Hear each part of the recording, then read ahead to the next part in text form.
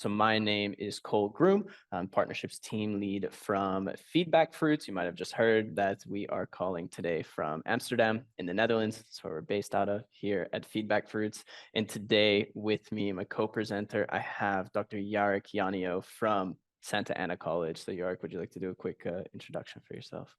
Certainly. Good morning. Good morning, everyone. Thank you, Cole, for making this happen. My name is Jarek Janio. I'm the faculty coordinator at Santa Ana College School of Continuing Education. And I see already that there are some familiar faces here of people who are joining us. So I'm just very happy to see Irene. Hello, and everyone else from Santa Ana College. Thank you very much for joining us.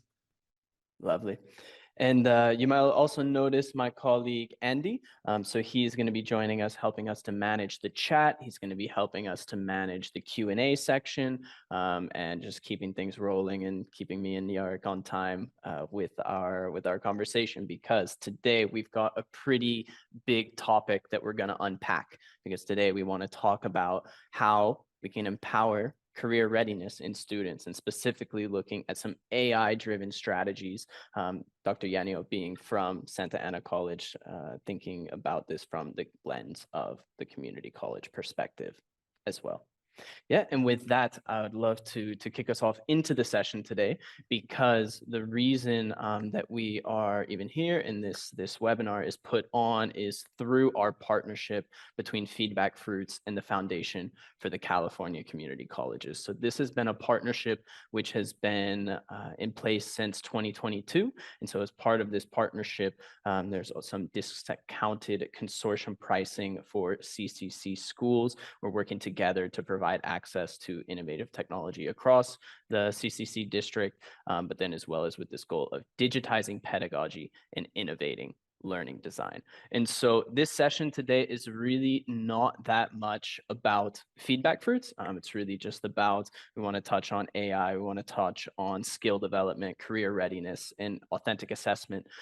So because of that, just a quick introduction to who we are at FeedbackFruits and why are we here today presenting with Dr. Janio. And so we're a company that's founded out of the Netherlands, providing pedagogical technology solutions integrated directly into your LMS. So we have over 200 partner institutions across the globe, and then we're a two-time winner of the Reimagine Education Awards for e-learning and for artificial intelligence. And so this use of artificial intelligence across the teaching and learning system, which is provided by FeedbackFruits, here you see just a quick look at what we do. It's 16 different tools built around digitizing proven evidence-backed pedagogies and lowering that barrier for faculty to work with new types of learning activities, different types of assessments, different types of assignments into their courses, whether you want to facilitate peer-to-peer learning, you want to scale group work, or you want to do team-based learning or bring social annotation, asynchronous engagement to your courses. We use AI sprinkled in different ways throughout these tools, never in a prescriptive way, but in a supportive way. So an example would be our automated feedback tool, where we use AI to give students formative feedback on their lower order writing skills. One of these ways that they can get that feedback on how to use citations, how to structure their paper and make sure all the right things are included, and things of this nature. And we also use AI in ways to help students build their feedback literacy. But underlying all of these different pedagogical tools which are offered by FeedbackFruits, we have our solution for competency-based assessment. So also part of why we're partnering with the Foundation for California Community Colleges, working with the colleges on this shift towards a more competency-based lens, and even a projects around implementing competency-based education at the different colleges, which is part of what brought us to working together with Santa Ana College in the first place. And so that's enough about FeedbackFruits for now, because today I want to run you through what is our agenda and what we're really going to be talking about. So we're going to start with Dr. Janio walking through what are some of the challenges when it comes to AI, and what is really the main challenge that we want to address in our conversation today. And from that, we're going to take it into talking about AI's role in career preparation and skill development with students. And then from there, we're going to have a bit of a discussion moving more towards authentic assessment, and then even looking at some direct assignment examples built around authentic assessment, incorporating AI in different interesting and innovative ways into your course design. But as we're going through this presentation, there's going to be a couple breaks where we want to have an open discussion with y'all here today as the attendees. And so as we're going through and presenting, if you do have any questions or something you want to throw out for our discussion, please feel free to put that into the Q&A section here on the Zoom webinar. And then Andy will be monitoring those. And once we get to the open discussion piece, we're going to be reading out some of those questions and me and Yarek talking a little bit more about those in depth. So leaving that space to learn more about what you all want to talk about today and what you want to learn from attending this session, because we really appreciate you all being here and spending your time. And so with that, I want to pass it over to Dr. Yanio to tell us a little bit more about what's this challenge that we're going to dive into deeper today. Thank you, Carl. All right, welcome again. Thank you very much for joining us for this presentation, for this discussion. The challenges are many, and I'm certainly welcoming the atmosphere of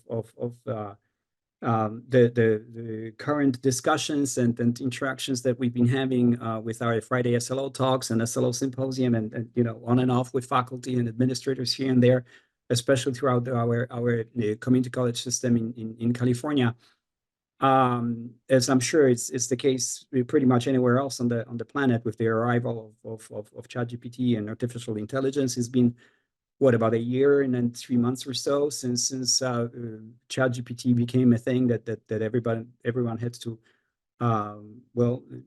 reckon with. Everyone had to figure out how to make it work for their benefit, and what in the world we are supposed to do with it now. So this is a challenge, and right away from the very beginning, we heard the voices. Well, what are we going to do as faculty, as teachers now? Students are going to be cheating. Students are going to be doing work that's not really theirs. There is going to be all kinds of problems when it comes to assessment of student writing, and we can safely say that pretty much any discipline that's out there calls for some type of writing assessment. And if that's the case, what are we going to do? So I'm just very happy to observe that the discussions are moving forward with the fact that the ChatGPT, artificial intelligence, all those AI-driven apps are around us. They are a thing of how we do business, rather than how we need to be fighting against them, how we need to be trying to ignore them or ban them outright from the classrooms. The discussions are moving forward, and from my perspective, what I'm very happy to see is that whether we like it or not, all of a sudden AI-driven tools make us faculty and students focus on learning, meaning that the grade, the traditional type of assessment, the traditional way of looking at what it means to be in the classroom, what it means to interact with faculty, with students, those ways are moving away from us. All of a sudden, we find ourselves that, once I have a ChatGPT, this omnipotent, ubiquitous creature that sits on my computer, what do I do now? And the question is, okay, what do I want to learn? And see, I think that very question is the beginning of the discussion, because again, historically, until the arrival of artificial intelligence, we would go collectively. I mean, we as people who have gone or are going through educational systems throughout the planet, we would go to classrooms seeking our professors, our faculty, our teachers' advice and guidance and support as we tried to learn something that they pretty much told us to do. We've been operating under this umbrella of go and study, then get your degree, take some courses. It's good for you. Then eventually you're going to figure out what you're going to do with the rest of your life. With the arrival of AI, we don't have those discussions anymore structured that way. They are more like, okay, considering that AI is here, what can I get out of this for my own benefit? And that's where the question of authentic assessment and how AI can support human development, human thinking, how it can support our lives. That's what we are going to be talking about today.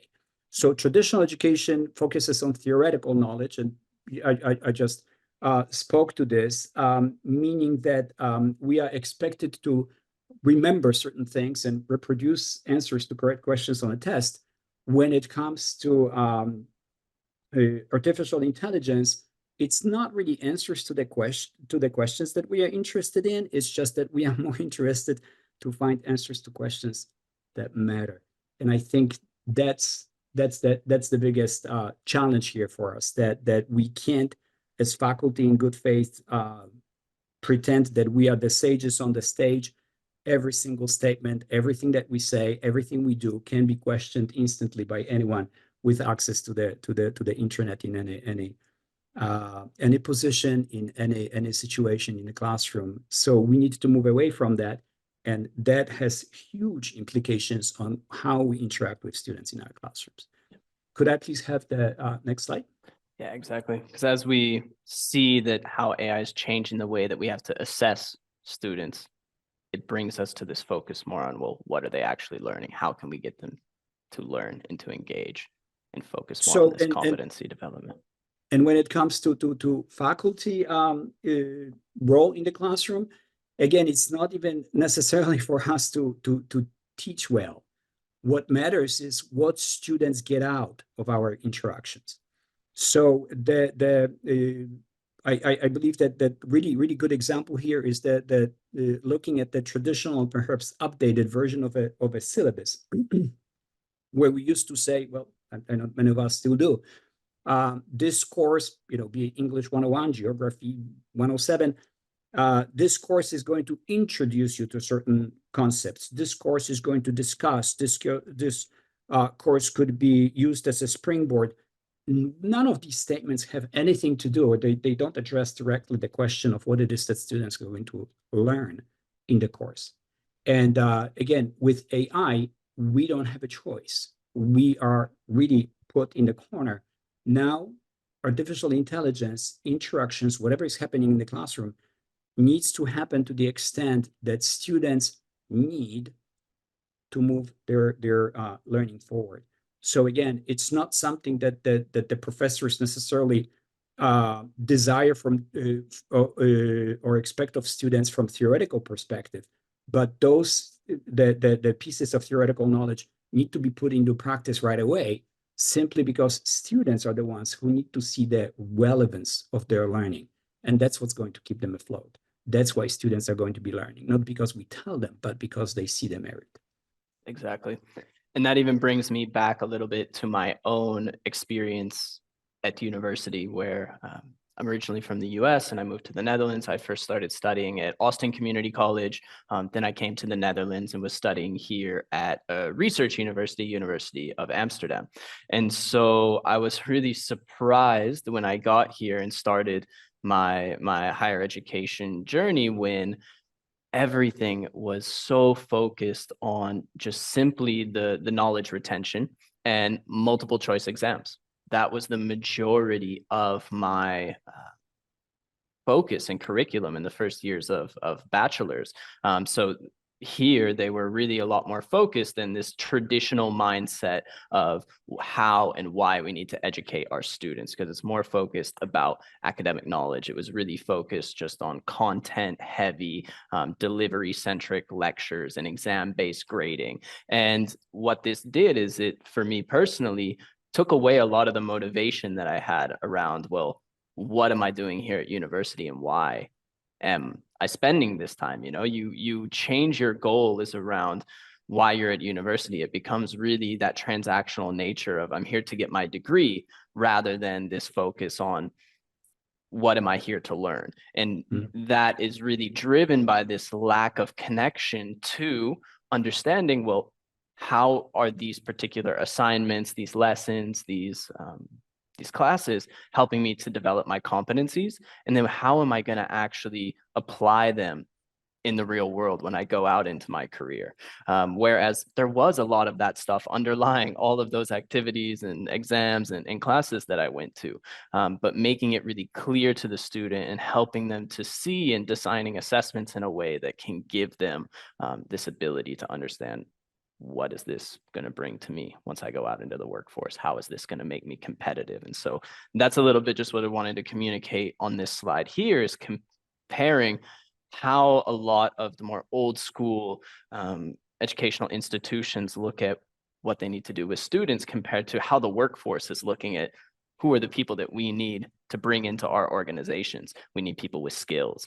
We need people that have had some real life experiences from their time at higher education. And these soft skills are something that are in real demand in the workforce currently.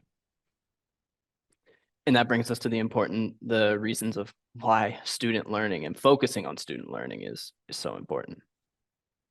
And again, Cole, thank you very much for mentioning the importance of the skill. I think that's something that again, historically, you're absolutely right. I don't know if my experience is different from that of others when it comes to what happened to me when I was going through my years of schooling, undergraduate, graduate school, and so forth. While I did learn whatever it is that I was learning, there wasn't really a good discussion about what it is that I was learning. It wasn't until my dissertation stage, when I was struggling with the APA style formatting, and the dissertation editor named it. He said, "Hey, guess what? It's just a matter of skill." And then it somewhat hit me that, hey, you have something here. You have something that said something that's very profound and important to me, because all of a sudden I realized that has been the game all along. It's just that, again, we covered material, we read books, we took tests on assignments. But what it is that I was learning, that was just never very clear. It was never articulated like that. And when I think about our students, especially in community colleges now, as we probably know, many of our students are working adults. So if we don't tell them what it is that students are learning, then just imagine the struggles, the thinking, the confusion, perhaps even, that they have to go through when they apply for their jobs. See, what difference does it make whether you have taken a history, geography, or philosophy course if you want to be a manager at the department store? Okay, well, history, geography, reading taught me certain skills, certain competencies I acquired, and I need to be I need to be told that this is what I can do as a result of instruction. With the arrival of AI, this discussion is moving very, very, very quickly to this realm of really hands-on experience, not necessarily paying attention to grading as much. We've heard enough stories about grade inflation and how misguided the effort of grading is, that it's really an effort to make sure that everybody's happy. That's why, faculty issue higher grades than perhaps before. Just to avoid trouble. Students are happy, administrators are happy, faculty are happy, and we are moving on. What are we learning in the process? And now with artificial intelligence, we have to address these questions. So the real understanding, that's point number one on the slide here, is that the grades don't really tell us to what extent students acquired certain skills in the course. Let's just say that there is some aspect of theory and some aspect of practice in a geography course. Okay, what does the grade of B+ tell you? To what extent student acquired one or the other better, or are they even? What happened? Grading system doesn't tell us that. Learning how to learn has to do with self-efficacy, right? We all of us who have gone through higher education institutions, we have our stories. We know what was pushing us forward, what was motivating us to finish.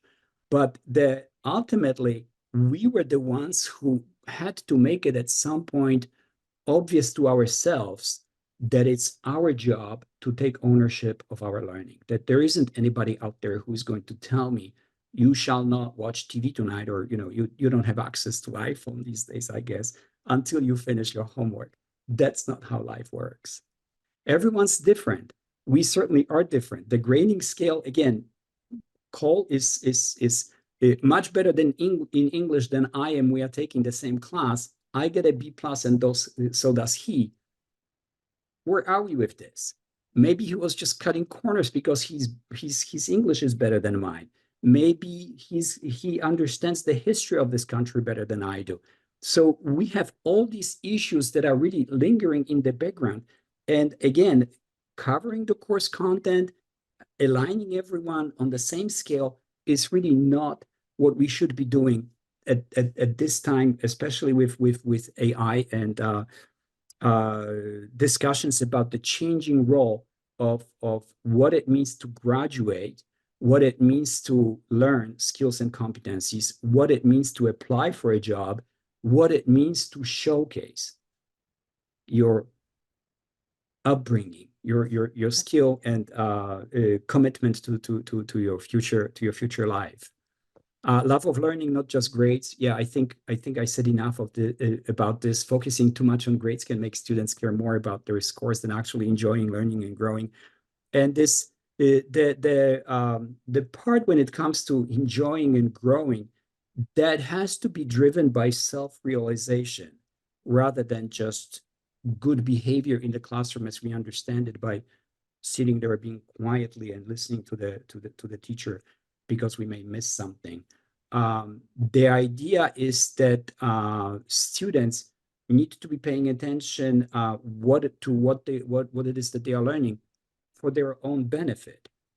But if there is no link there, that's why we are struggling with students, keeping them in our classes, because again, students are just like us.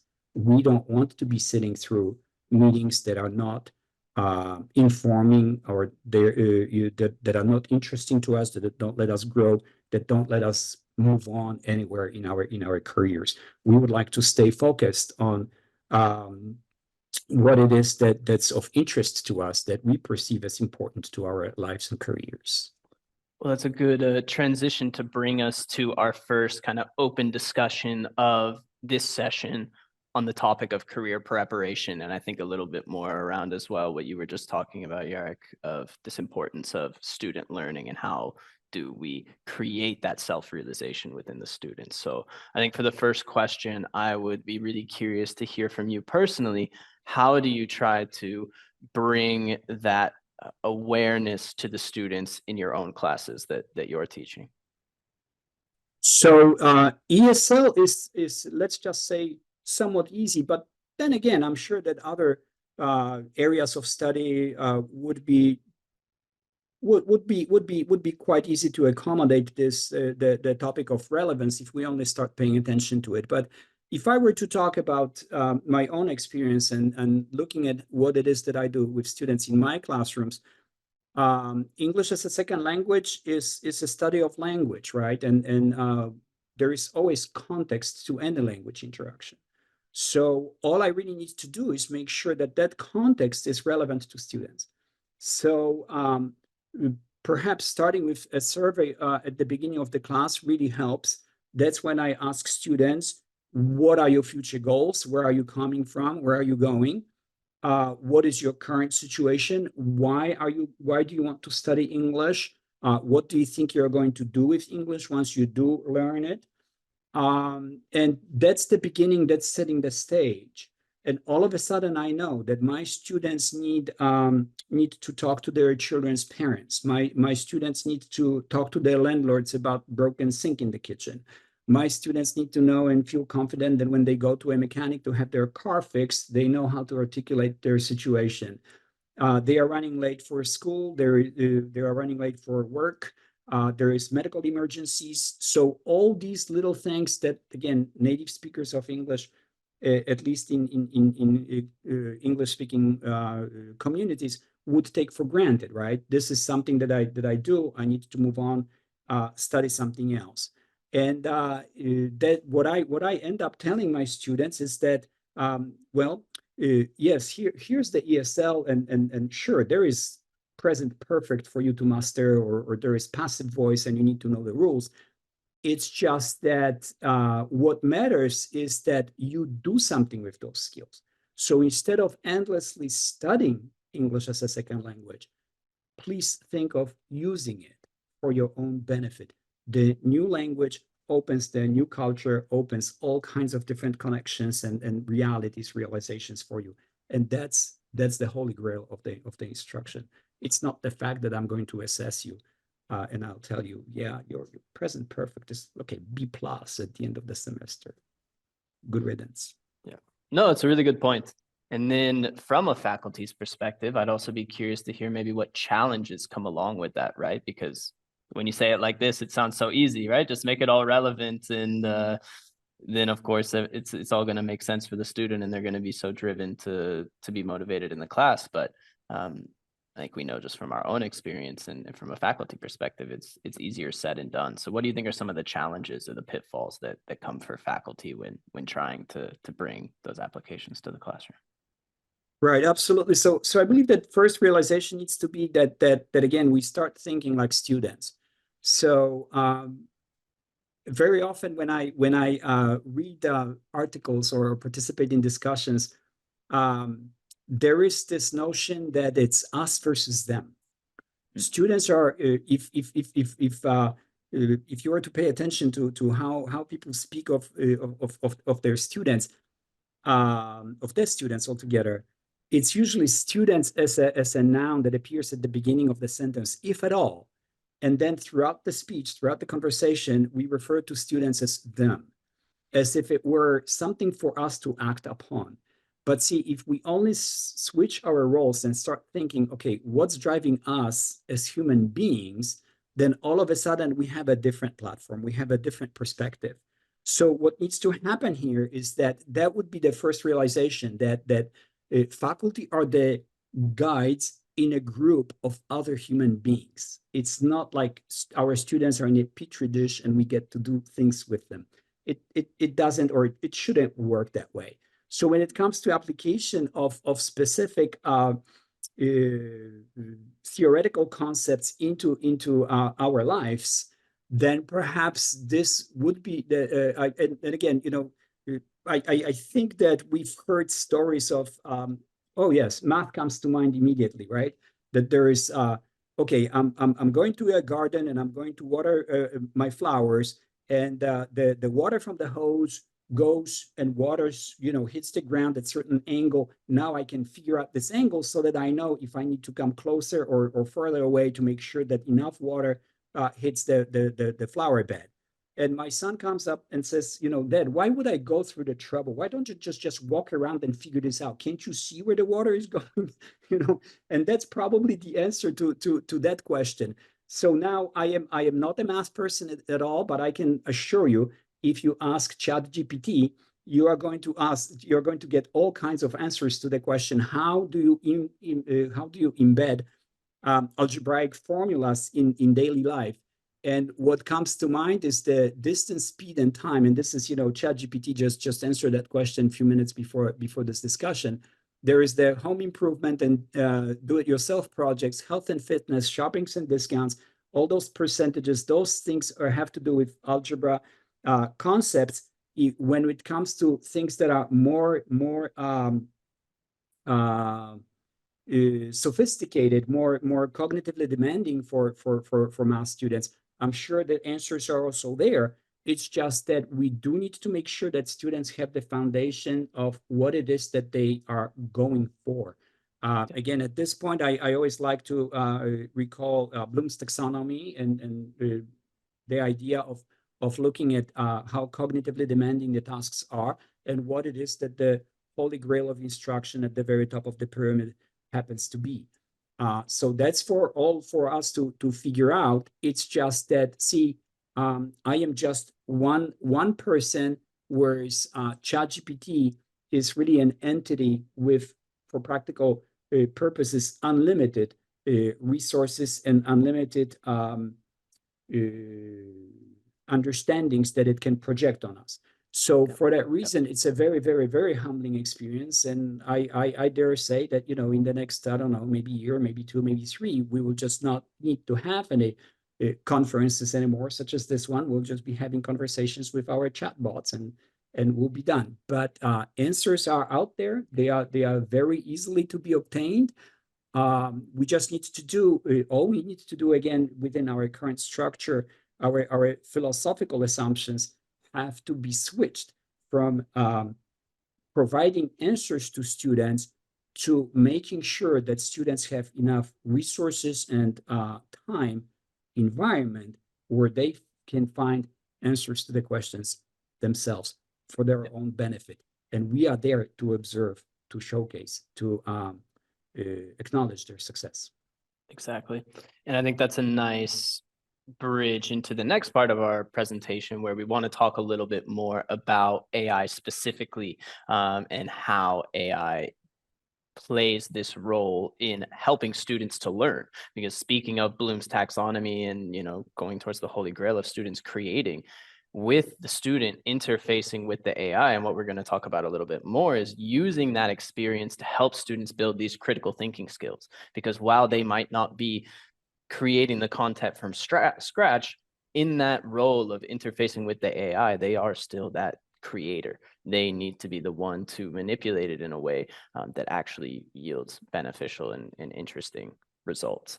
And this is where we had thought a little bit about how community colleges, but really just higher education in general, has this big role to play by introducing this technology to students and making them aware of what it's capable of, and more importantly, how to interface with it in an effective way that they can use those skills into their future careers.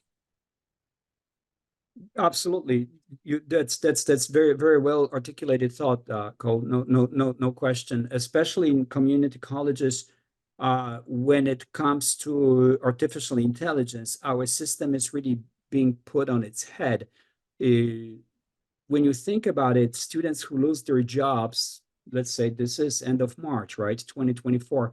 I lose a job and now I need to upskill. I need to get skills. Oh, did I say skills? Yes, I did. I need skills to get something else. So now I go to a community college and I am told that I need to have a first of all meeting with the counselor, and the counselor is going to advise me about 2 weeks from now that there is the summer course is going to start in July. It's going to be an intensive one, so intensive one. So look at your schedule, and then make sure that your life obligations align with that. Then in August, you're going to start a 16-week semester. You're going to take philosophy and political science and geography and physics. And then a year and a half after that, you're going to be put on a waiting list to get into a nursing program. And that's the struggle that a lot of our students have to withstand. They have to live through it. But what happens is that we are just simply forgetting that again, we are here to serve the public at the time when they need this help. So that probably addresses, or this is a question about how our system, and that's again not necessarily only community colleges that's designed like that, but higher education in general, and that's course. For every question that we have out there, we have an answer. Take English 101, take Physics 107, take Geography 102, you'll be fine. There is really very, very little, or there isn't any flexibility when it comes to this. We worry that our students don't complete courses on time. We worry that they don't transfer, that they repeat courses, that they come late to school. But ultimately, nobody really addresses the question of what it is that students learn in those courses, so that they are ready to take another job next week, a month, okay, 6 months from now. But 2.5 years just to get a nursing diploma?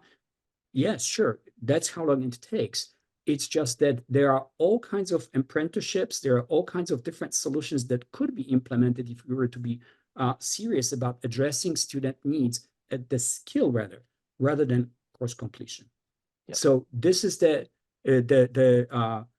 opportunity, I think, that opens up for community colleges and higher education in general, that artificial intelligence tools, as they only grow in sophistication and power, will make it possible. Our students may at some point realize that, hey, why do I have to go to college? The counselor is here. That's my ChatGPT. Whatever I need to know, it's going to tell me.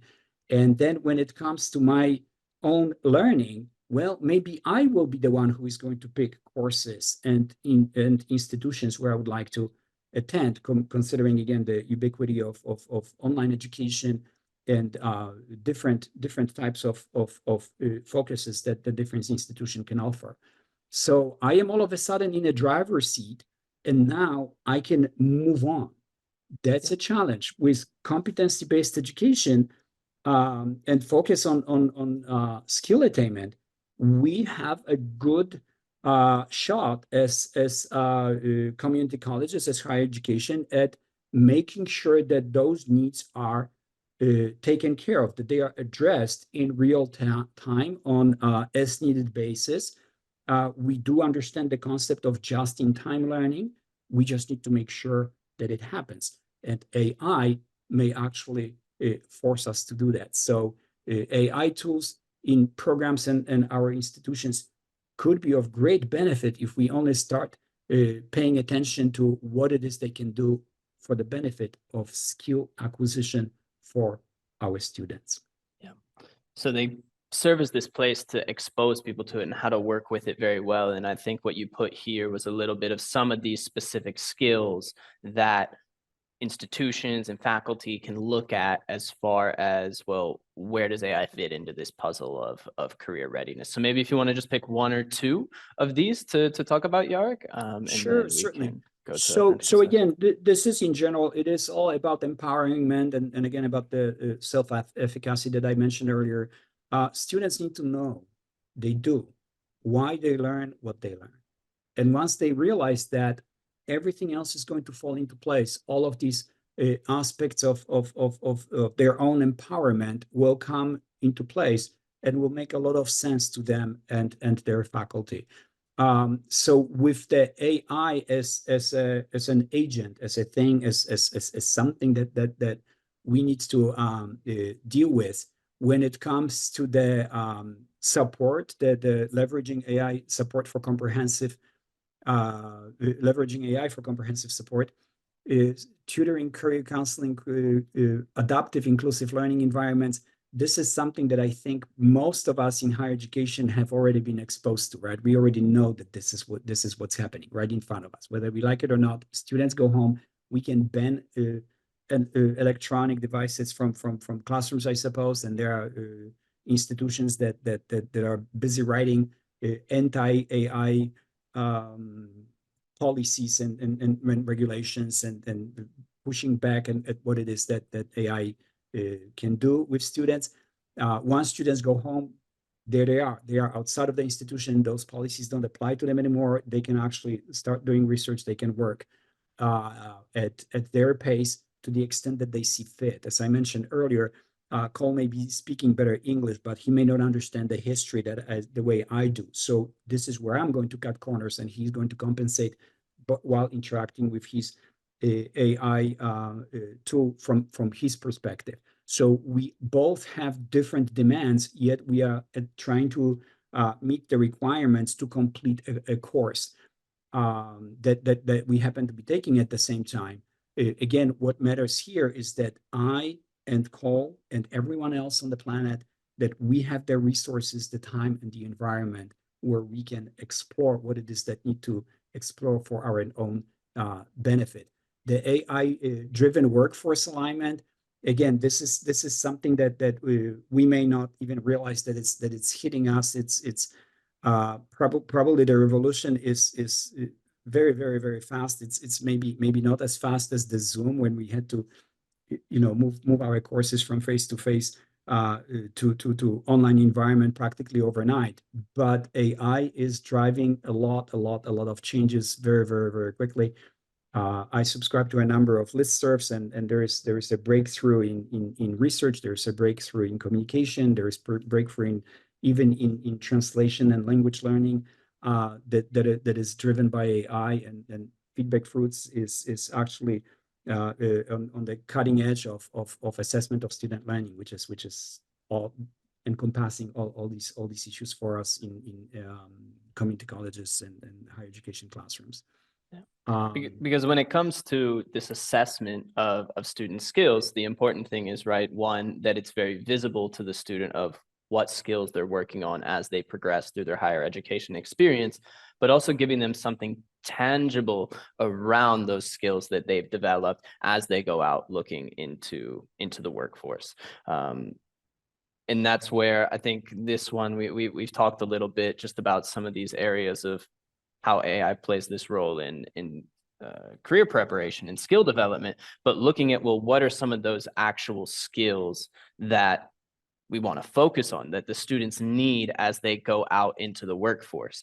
So these are kind of list of skills that we've collected from different resources online of what are employers looking for, specifically in the modern age, and updated since AI has become such a big component of, well, the student's experience during university and how they go and interact with their job in the workforce. And so needing students that have a high level of digital and data literacy. But even beyond that, making sure that students can think critically and solve problems. This has always been at the core of why students go to higher education, right? And now the way that we can adapt assignments and the way that we assess our students to facilitate the development of this critical thinking and problem solving, but even more importantly, assess them on the way that they were able to think critically and solve problems, is going to be really what we spend the rest of this talk diving into, is talking more about authentic assessment and looking at some of examples of assignments of how we can assess students more authentically.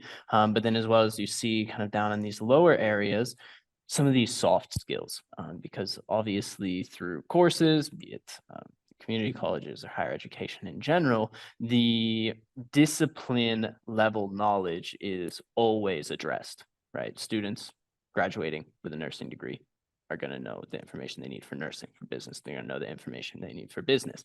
But what separates candidates in the workforce is what soft skills do they bring on top of that knowledge. And their students' time at higher education is the place for them to develop those soft skills, because maybe students didn't have that conducive environment at home or in their primary and secondary education where those skills were developed for them. And that's where the role of the community college and just higher education in general can really set students forward outside of the workforce and help them to gain more opportunities, but also make it really clear what is the value of these degrees. It's underlying all of those other soft skills, not just the practical knowledge, but all the other pieces that build towards how students are able to interact in the real world and in the workforce. And so, Yarik, as we were preparing for this, you talked a lot about, well, what's the faculty's role to play in making sure that these skills are developed through the curriculum and the course design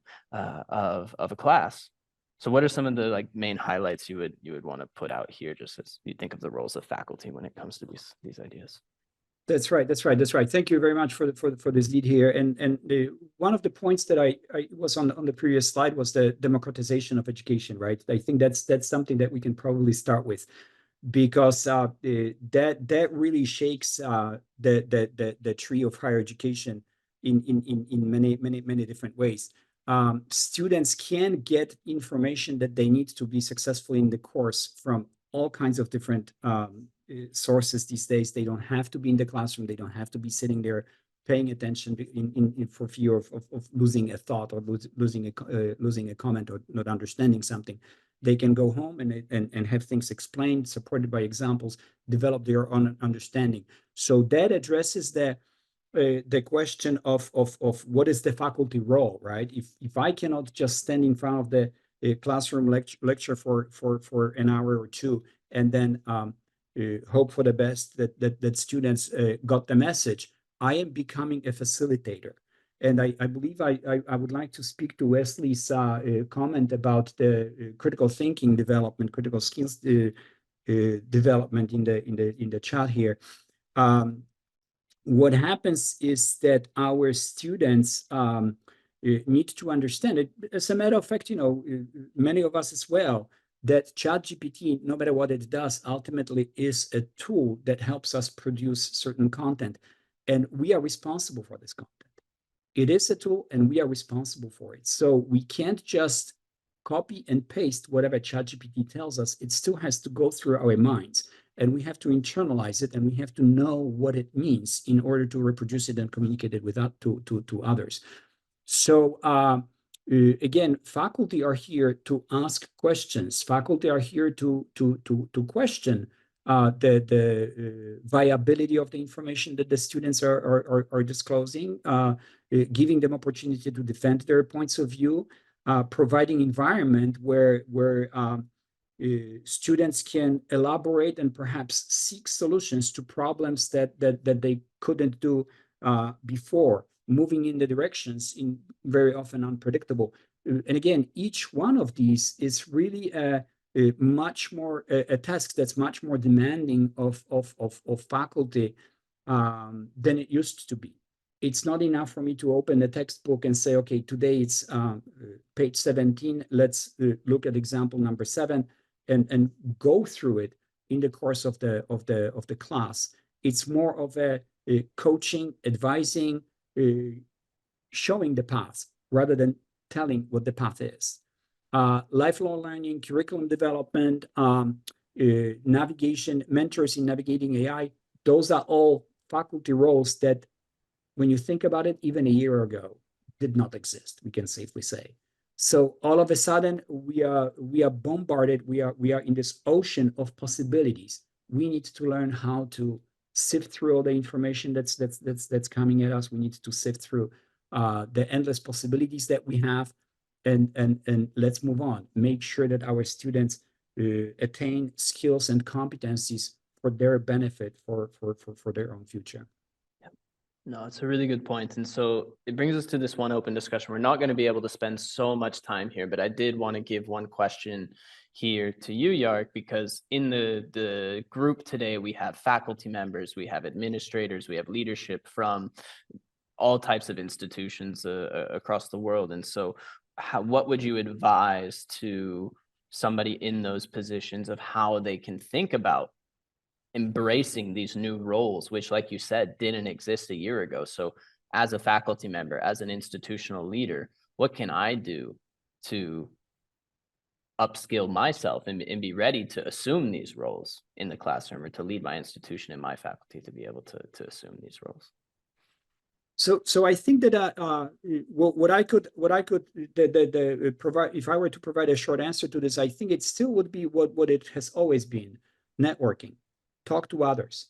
Now, in the conversations that you're bringing to your department chairs, faculty administrators at your own institutions, within programs or institutions, first of all, make sure that you have, again, time and place where those discussions can be taking place. We do need to have perhaps teaching and learning academies or teaching and learning committees and whatnot on our campuses, faculty focus groups, where faculty could sit around and spit it out and just simply share and talk about what bothers them, what challenges they have to go through, and what is their experience when it comes to interaction with artificial intelligence, and how they have to mitigate its presence in the classroom, considering that the good of the students is at stake. I think that would be the first point: creating atmosphere, creating networking opportunities. Now it's even easier than ever, right? We have the power of the internet at our disposal, and ultimately there is always ChatGPT. That's probably what really kept me up at night for a few nights when ChatGPT became available. When I found out about it, that I didn't have to wait until next day when someone responds or they don't respond to my email anymore. I didn't have to call anybody. No. It was Friday night, 11 o'clock, and I'm sitting there typing questions and getting answers from the entity that again represents a sample of well, it has probably a gazillion of artifacts for lack of a better comparison, but it's just something that I'm not in a position to even question the depth of its knowledge and information that it can provide to me, which is what I always do when I talk to someone, right? If I talk to Yeah. one person, Yeah. I always give them a benefit of a doubt, and there are certain topics that we just won't discuss because they're just out of our realm. And here we go. When I interact with ChatGPT, it goes all over the map, and it's very, very, very difficult at times to curb the discussion and stay focused on what it is that I really need to know at the given point. I think that's probably the biggest challenge, how to make Yeah. it all work for the benefit of our students. We have to figure it out collectively. We have to figure it out as professionals, as higher education, as guardians and stewards of our students. We have to be finding answers to these questions. Now, the problem is that, well, we don't. We are not used to this type of collaboration. We have our committees, we have our groups, but let's just say if I have a question about how to teach students chemistry ethically, or what are the implications of on politics when I teach philosophy, those things are not always discussed readily with other faculty, and I think it's time for those things to be taking place on our campuses. So that would probably be the largest challenge, and yet the answer, as far as I can tell, would be quite physical, in a sense that we don't have to necessarily go to cyberspace to look for answers, but because first of all, we have to find out how to ask questions among ourselves. We are still in the confines of our classrooms. We are still responsible for our students. We need to make it work for them. Let's work together, finding answers to how to do it. Making that space for that discussion to take place at your institution and get the input from everybody, because at a higher education institution, you're benefited by having some great minds and really smart people, very thought forward thinking people, creating the space to have that conversation, right, and get that discourse to decide where's best to go from there. I think it's really good advice. And you bringing up the first time that you used ChatGPT also really brought me back to the first time that I had interacted with it, where I was even a little behind the curve of trying it out for the first time. I had a friend come to my house and be like, dude, have you seen this? I had read about it on all the higher ed forums and these types of things. So I didn't really know what it was capable of. But only until you use it yourself for the first time do you see how truly powerful it is. And that, yeah, blew me away. It was definitely really, I was surprised. Because from this conversation, what we want to talk about, right, is how can we help students to develop these skills and competencies they need for the workforce, especially in the context of AI. And where we wanted to bring this conversation towards was this idea of authentic assessment. We're short on time, so I'm going to run really fast through the last few slides so that we can at least show you a couple of the assignment examples that we prepared. But ultimately, I'm just going to cut you off just for a second. And I would tell you that I think we've addressed a lot of the questions that came into the Q&A. I think it was great that, especially with the conversation you and Cole were having. But I think the last kind of pertinent question with all of this, and we've spoken about self-efficacy, we've spoken about all these different things, is the assignment piece. What can we do on the ground? What can we do right now for our students? And so I would focus the last 5 minutes on that. Yeah, true. Thank you, Andy. It's very helpful, because that's what we'll do, is show you some very concrete examples that you might be able to adapt and apply in your own courses. Because with authentic assessment, we want to engage students with a problem or a task that's contextualized within a realistic environment, so that it really has this focus on the knowledge, the skills, and the attitudes required in the workplace, in the community, for lifelong learning.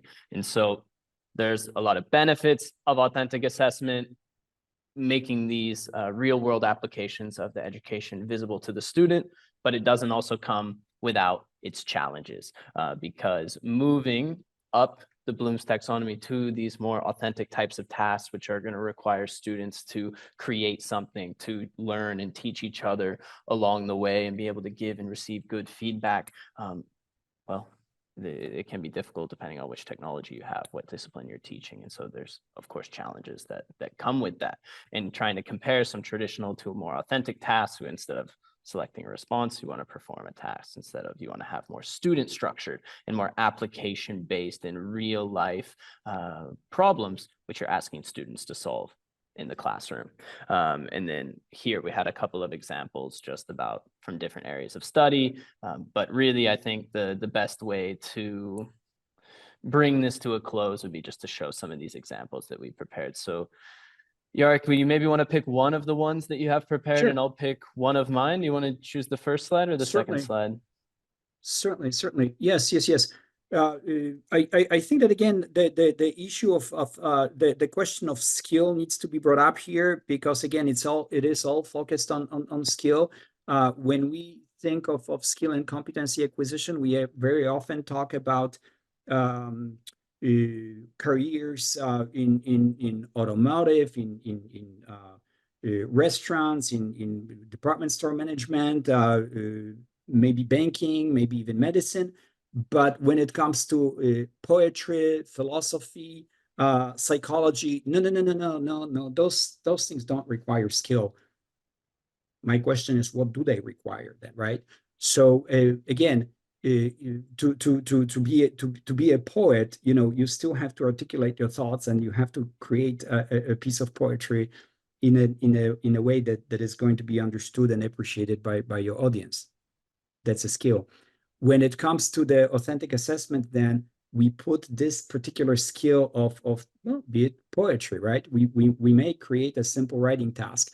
Again, if you want to be a poet, if poetry is your thing, then all we really need to do is again, move from this idea that this is a piece of poetry because I say so, to this is a poetry because I, as a creator, know that it is. And these are the skills, these are the competencies that I needed to develop this. So this would be a very simple writing task. Again, in my ESL classes, poetry is big, the haiku, and other things we do all the time. The dialogues, the storytelling, authentic reading and listening tasks.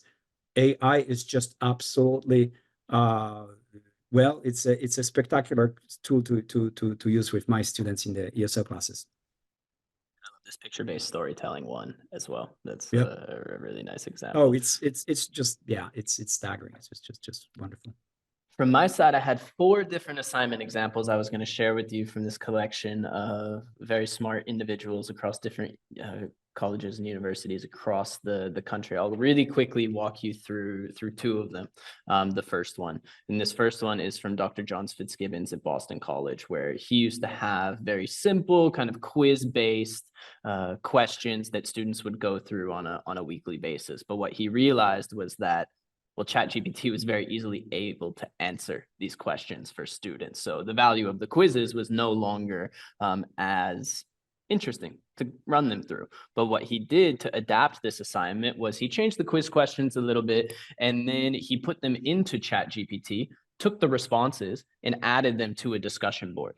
And then students had to go in and look at these responses, which were generated by ChatGPT, and they had to answer, why is this a good answer to the question? Why is this not a good answer to the question? And what are some of the things that ChatGPT might be missing here? So it's taking this more critical lens. It's, yes, of course, ChatGPT can answer this question, but what in a real world scenario might be missing? What do you as the human need to be looking for as to what makes this a comprehensive answer, or what are some of the pitfalls that might come from using ChatGPT? So just putting a different lens towards how students are thinking about what is the quality of AI outputted content. And then the second example is a very similar one. This was from Fort Hays State, where they actually asked students to generate their first draft of their essays using ChatGPT, and then they had to peer review each other and give feedback and rate each other on their AI generated content. So it's really easy when it's your assignment and you put it in and you take the answer and submit it, right? But then once you're going through and really reading it, somebody else's paper, you start to realize, this is the real quality of the written work that ChatGPT is producing. So it was a bit of a self-realization moment for many students to be able to realize, okay, it's not going to write my entire essay for me. There's still some things that I'm going to need to do here to make this a real quality piece of work. And that's something that through this peer review process, students were able to realize. And so I've got these other examples here. I would have loved to show you. Some of them incorporate how FeedbackFruits is using AI to improve student writing skills and student feedback literacy. So anybody who would be interested in learning more about that, the other biggest advice we can give to people is when possible, you try to work on diverse deliverable types, having students work together on podcasts, on videos, on presentations, rather than written essays. It's just like one of the easy ways. What we'll be doing is we'll be sending out the slides in the recording for this session.